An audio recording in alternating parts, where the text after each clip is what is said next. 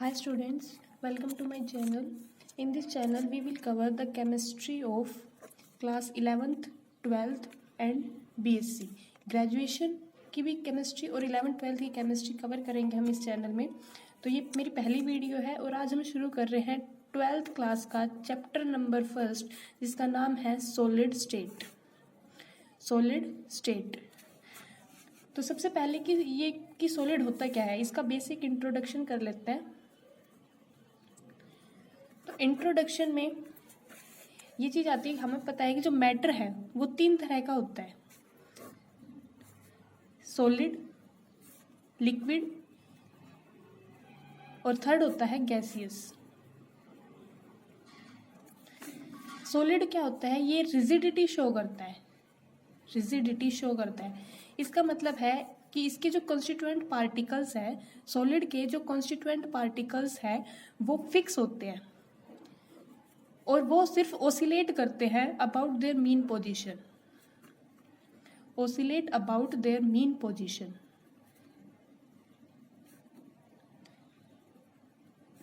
और जो लिक्विड और गैसियस में क्या होता है कि वो फ्लूइडिटी शो करते हैं, फ्लूइडिटी शो करते हैं। इसका मतलब है कि वो फ्लो कर सकते हैं from one place to another और उसके जो पार्टिकल्स है, कॉन्स्टिट्यूएंट पार्टिकल्स, उनके बीच में जो इंटरमोलिक्यूलर गैप है वो बहुत ज़्यादा होता है, जिसकी वजह से वो फ्लो कर सकते हैं from one place to another. और सॉलिड के केस में क्या होता है कि जो कॉन्स्टिट्यूएंट पार्टिकल्स है उनके बीच का डिस्टेंस, जिसको हम कहते हैं इंटरमोलिक्यूलर डिस्टेंस, वो बहुत ही कम होता है, जिसकी वजह से इस पर जो इंटरमोलिक्यूलर फोर्स ऑफ अट्रैक्शन है, इंटरमोलिक्यूलर फोर्स ऑफ अट्रैक्शन वो बहुत ही हाई होता है इन केस ऑफ सॉलिड्स, बहुत ज़्यादा हाई होता है, जिसकी वजह से ये रिजिडिटी शो करते हैं। तो रिजिड होते हैं, इसकी वजह से ही इनकी जो वॉल्यूम है और इनकी जो शेप है वो डेफिनेट होती है। हम ये प्रीवियस क्लासेस में भी पढ़ के आए हैं कि जो लिक्विड्स है उनकी वॉल्यूम तो डेफिनेट होती है पर उनकी शेप डेफिनेट नहीं होती, और गैसियस में ना उनकी वॉल्यूम डेफिनेट होती है ना उनकी शेप डेफिनेट होती है। लेकिन सॉलिड के केस में वॉल्यूम और शेप दोनों ही डेफिनेट होती है ड्यू टू रिजिडिटी। तो हम करते हैं जो सॉलिड स्टेट में सबसे पहले उसकी डेफिनेशन। तो a solid is defined as that form of matter which possess rigidity and hence possess a definite shape and definite volume. फिर सॉलिड स्टेट की कुछ जनरल कैरेक्टरिस्टिक्स होती है, जो जितने भी सॉलिड है वो ये कैरेक्टरिस्टिक्स शो करते हैं। सबसे पहली है कि the constituent particles are very closely packed. हमने अभी पढ़ा कि जो कॉन्स्टिट्यूएंट पार्टिकल्स है सॉलिड के वो बहुत क्लोजली पैक होते हैं। इसके जो कॉन्स्टिट्यूएंट पार्टिकल जो एटम भी हो सकते हैं, मॉलिक्यूल भी हो सकते हैं, आयंस भी हो सकते हैं, वो बहुत क्लोजली पैक्ड होते हैं एक दूसरे के साथ। तो हम ये कह सकते हैं कि उनका जो इंटरमोलिक्यूलर डिस्टेंस है वो बहुत ही स्मॉल होता है, बहुत कम होता है इंटरमोलिक्यूलर डिस्टेंस। सेकेंड पॉइंट है the constituent particles occupy fixed position and can only oscillate about their mean position. Solid के जो कॉन्स्टिट्यूएंट पार्टिकल्स है उनकी पोजीशन है वो फिक्स होती है, वो सिर्फ अपनी मीन पोजीशन के टू एंड फ्रो ऑसिलेट कर सकते हैं, फ्लो नहीं कर सकते एक जगह से दूसरी जगह। तो इसी रीजन की वजह से थर्ड प्रॉपर्टी आ जाती है कि दे पोजेस रिजिडिटी, वो रिजिड होते हैं। उनकी जो डेंसिटी होती है, density means mass per unit volume, density होती है मास पर यूनिट वॉल्यूम। तो इनका जो पर यूनिट वॉल्यूम में, एक यूनिट वॉल्यूम में जो मास है वो बहुत ज़्यादा हाई होता है as compare to liquids and gases. तो इसलिए कहते हैं कि जो सॉलिड है उनकी डेंसिटी है वो बहुत हाई होती है। फिफ्थ पॉइंट है कि उनकी जो शेप है और वॉल्यूम है वो डेफिनेट होती है। थर्ड और सबसे last, they are incompressible. Incompressible होते हैं क्योंकि उनकी जो इंटरमोलिकुलर डिस्टेंस होती है वो बहुत ही कम होती है, इसलिए उनको कंप्रेस नहीं किया जा सकता। ठीक है, तो इसलिए कहते हैं कि जो सॉलिड्स है वो इनकम्प्रेसिबल होते हैं। फिर आगे अगला टॉपिक है कि इनकी क्लासिफिकेशन। मेनली जो सॉलिड्स है उनको 2 कैटेगरीज में क्लासिफाई किया गया है। फर्स्ट वन है crystalline and second one is amorphous. Crystalline क्या होते हैं, इसमें जो कॉन्स्टिट्यूएंट पार्टिकल्स है उनकी अरेंजमेंट है वो रेगुलर होती है, एक रेगुलर ऑर्डर में होती है कॉन्स्टिट्यूएंट पार्टिकल्स की अरेंजमेंट। जैसे ये देखें तो ये एक हेक्सागन यूनिट है, तो इसमें जो पूरा क्रिस्टल है वो इसी तरह के यूनिट से मिलके बना है, यानी जो इनके कॉन्स्टिट्यूएंट पार्टिकल्स है उनकी arrangement through out the solid same रहती है, रेगुलर रहती है, बिल्कुल ऑर्डर में रहती है। इसलिए कहते हैं जो क्रिस्टलाइन है उसके जो पार्टिकल है उनकी अरेंजमेंट रेगुलर होती है। जब हम अमोर्फस की बात करते हैं तो उसमें जो पार्टिकल्स है कॉन्स्टिट्यूएंट पार्टिकल उनकी जो अरेंजमेंट है वो इररेगुलर होती है, जिसकी वजह से उनकी शेप में भी वो कुछ हद तक कंप्रेसिबल भी हो जाते हैं। इनको हम थोड़ा आगे डिटेल में पढ़ेंगे। तो हम करते हैं जो क्रिस्टलाइन है उनके एग्जाम्पल है मेटल और नॉन मेटल्स। जो सॉलिड नॉन मेटल्स है वो और मेटल्स सारे क्रिस्टलाइन सॉलिड के पार्ट है। और अमोर्फस के एग्जाम्पल है रबर, प्लास्टिक, ग्लास और सिलिका। ये मेनली इनके एग्जाम्पल है अमोर्फस सॉलिड के।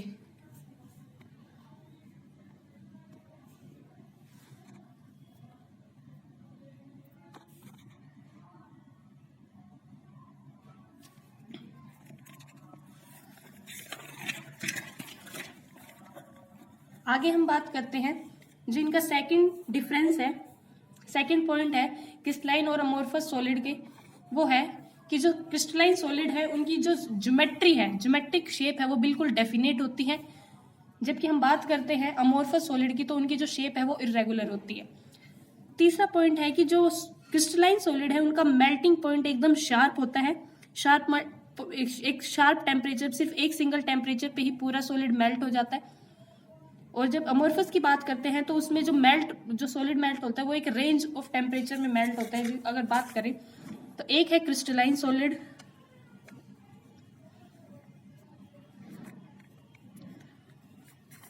और दूसरा ले रहे हैं हम अमोर्फस। तो कुछ इस तरह से होता है कि जो क्रिस्टलाइन सॉलिड है, कोई भी एक XYZ कोई भी ले लेते हैं हम क्रिस्टलाइन सॉलिड, तो उस मान लेते हैं कि ये इसका जो मेल्टिंग पॉइंट है वो 180 डिग्री सेल्सियस है, तो ये पूरा का पूरा 180 डिग्री सेल्सियस पे मेल्ट हो जाएगा। जबकि अमोर्फस में कोई एक वाई सॉलिड ले लेते हैं जिसका जो मेल्टिंग पॉइंट है वो एक शार्प मेल्टिंग पॉइंट ना होकर एक रेंज में मेल्ट होता है। इसका जो मेल्टिंग पॉइंट है वो कुछ इस तरह से लिखते हैं 173 से लेके 180 डिग्री सेल्सियस कि एक रेंज में मेल्ट होता है। इसका बिल्कुल शार्प मेल्टिंग पॉइंट है कि 180 पे कंप्लीट मेल्ट हो जाएगा, और इसका जो मेल्टिंग पॉइंट है वो शार्प ना होके एक रेंज में मेल्ट होता है पूरा। और जो अगली प्रॉपर्टी आती है एनाइसोट्रोपिक और आइसोट्रोपिक। तो जो क्रिस्टलाइन है वो एनाइसोट्रोपिक है और जो अमोर्फस सॉलिड्स है वो आइसोट्रोपिक इन नेचर है। तो एनाइसोट्रोपिक क्या होता है, ये थोड़ा इंपॉर्टेंट है इसको समझना। एनाइसोट्रोपिक का मतलब है फिजिकल प्रॉपर्टीज, जिसमें आ जाता है velocity of light, refractive index,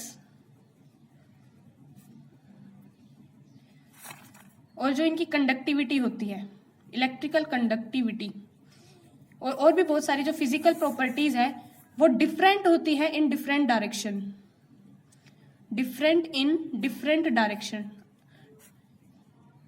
उसको कहते हैं हम एनआइसोट्रोपिक सॉलिड इन डिफरेंट डायरेक्शन। और जो आइसोट्रोपिक है वो इसका उल्टा हो जाता है, आइसो मतलब सेम, ट्रोपिक मतलब डायरेक्शन। जो फिजिकल प्रॉपर्टीज है वो सेम होती है in all direction, her direction में सेम होती है जितनी भी फिजिकल प्रॉपर्टीज है उनको कहते हैं आइसोट्रोपिक। तो इसको समझने के लिए हम एक चीज ड्रॉ कर लेते हैं कि मान लेते हैं जो हमने कहा जो क्रिस्टलाइन है वो बिल्कुल ही एक ऑर्डर में अरेंज होते हैं, कुछ इस तरह से मान लिया ये दो तरह के एटम या आयन या मॉलिक्यूल कुछ भी बोल दो उससे मिलके बना है, और उनकी जो अरेंजमेंट है वो कुछ इस तरह से है, एक ऑर्डर में अरेंजमेंट है, इनको कहेंगे कि क्रिस्टलाइन है। जबकि अमोर्फस में कुछ इस तरह से होता है, वही पार्टिकल अमोर्फस में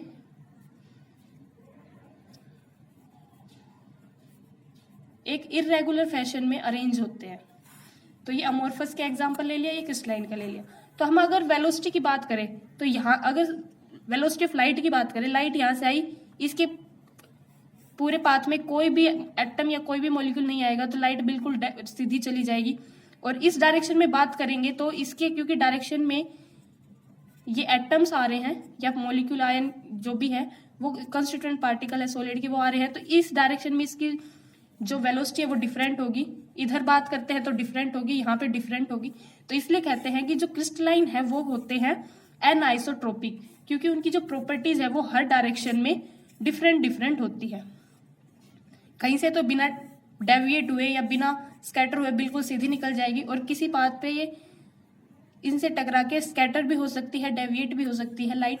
जबकि इसकी बात करें कि अमोर्फस में, क्योंकि ये इरेगुलर अरेंजमेंट होती है, तो अप्रोक्सीमेटली बात करें तो हर डायरेक्शन में same he number of atom से टकराती है लाइट। तो ओवरऑल जो रिजल्ट निकल के आता है उसका ये आता है कि इसमें जो वेलोसिटी ऑफ लाइट है या फिर जो रिफ्रैक्टिव इंडेक्स है या इलेक्ट्रिकल कंडक्टिविटी है, वो सारी चीजें सेम होती है इन ऑल डायरेक्शन। तो इसलिए कहते हैं कि जो अमोर्फस है वो आइसोट्रोपिक होते हैं और जो क्रिस्टलाइन सॉलिड है वो एनआइसोट्रोपिक होते हैं। थर्ड प्रॉपर्टी है कि जो थर्ड तो नहीं, मतलब जो अगली प्रॉपर्टी है वो है क्रिस्टलाइन में कि दे अंडरगो क्लीन क्लीवेज। मतलब जब भी इनको एक चाकू से कट किया जाता है तो इनकी जो क्लीवेज आती है वो बिल्कुल क्लीन क्लीवेज आती है, और इनको कट करेंगे तो एक इरेगुलर कट आता है। हम ये इस बात से समझ सकते हैं कि कोई रबर लो, उसको कट करते हैं तो उसकी जो कट करने के बाद जो शेप आती है वो थोड़ी इरेगुलर सी आती है। इस तरह से मान लो एक चीज है ये कट की गई है तो ऐसी आएगी अमोर्फस में, जबकि सॉलिड में, क्रिस्टलाइन सॉलिड में कट करते हैं वो बिल्कुल शार्प कट आता है, शार्प कट आता है। और जो अमोर्फस है उसमें ये इरेगुलर कट आता है जब भी नाइफ से किसी भी चीज को काटा जाता है तब। फिर है कि क्योंकि ये बिल्कुल इनकी परफेक्ट ऑर्डर्ड अरेंजमेंट होती है, क्लीन क्लीवेज देते जब भी इनको काटा जाता है, इनकी जो शेप है वो भी बिल्कुल डेफिनेट होती है, तो इनको कहा जाता है ट्रू सॉलिड्स। जबकि जो अमोर्फस है उनको सूडो सॉलिड्स बोला जाता है। सूडो वर्ड का मतलब होता है फेक, नकली सॉलिड्स बोला जाता है, या फिर इनको सुपर कोल्ड लिक्विड्स भी कह सकते हैं। मतलब ऐसे लिक्विड जिनको बहुत ज्यादा कम टेम्परेचर करके कूल किया गया हो, ऐसे सॉलिड भी कहा जा सकता है हमारे अमोर्फस सॉलिड्स को। तो क्रिस्टलाइन है वो ट्रू सॉलिड्स होते हैं, अमोर्फस है वो सूडो सॉलिड्स होते हैं। अब एक बात कि हम किसी भी क्रिस्टलाइन सॉलिड को अमोर्फस बना सकते हैं, उसका एक टेक्निक है कि किसी भी मटेरियल को हम अमोर्फस बना सकते हैं by rapidly cooling its melt. एक इसका एग्जांपल एक सिलिका। जब सिलिका SiO2 ये जब क्रिस्टलाइन फॉर्म में होता है तो इसको हम क्वार्ट्ज बोलते हैं। लेकिन अगर इस क्वार्ट्ज को हम मेल्ट कर दें और फिर रैपिडली कूल करें, कि एकदम से उसको ठंडा करें, एकदम से टेम्परेचर उसका कम कर दे, तो वो अमोर्फस में कन्वर्ट हो जाता है, फिर उसको बोलते हैं ग्लास।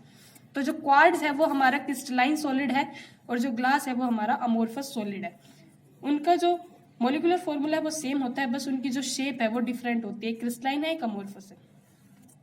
फिर जो अमोर्फस सॉलिड है उनके यूज क्या क्या है। सबसे पहला जो अमोर्फस सॉलिड ग्लास का यूज हम करते हैं हाउसवेयर में, कंस्ट्रक्शन में, घरों में, बिल्डिंग में, जो भी ऑफिस वगैरह में ग्लासेस बहुत जगह यूज होता है। और लेबोरेटरी में जो भी वेयर, मतलब जो बिकर है या टेस्ट ट्यूब वगैरह है, उनको बनाने में ग्लास का यूज किया जाता है। सेकंड है रबर का यूज किया जाता है in making tyres, shoe soles etcetera. बहुत सारी चीजें हैं जो रबर की बनाई जाती है, तो बहुत सारे एग्जांपल हम लिख सकते हैं। थर्ड वन है प्लास्टिक का यूज किया जाता है टॉयज बनाने में, और एवरीडे लाइफ के बहुत सारे आर्टिकल्स हैं जो प्लास्टिक के बने होते हैं। फोर्थ है सिलिका का यूज करते हैं हम फोटोवोल्टिक सेल में।